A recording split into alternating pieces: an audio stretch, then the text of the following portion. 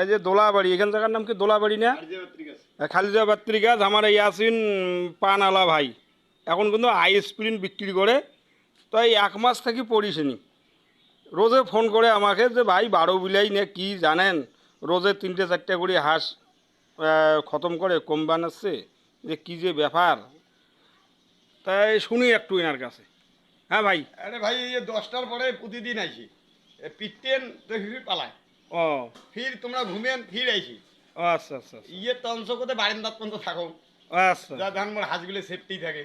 ও ভাই মানে তো সেফটি থাকে না। ও তারপরে কালকে 12টা 1টার সময় দুই বেরোচ্ছি, ও দুই বের আসার পরে তারপরে কি করলুম, এই লম্বায় গুনিয়ে ফেলে দিত, গুনিয়ে হ্যাঁ। ফেলে দিয়ে সিরিজ লাইন করে দিত। ইয়া কোকান গুনিয়া?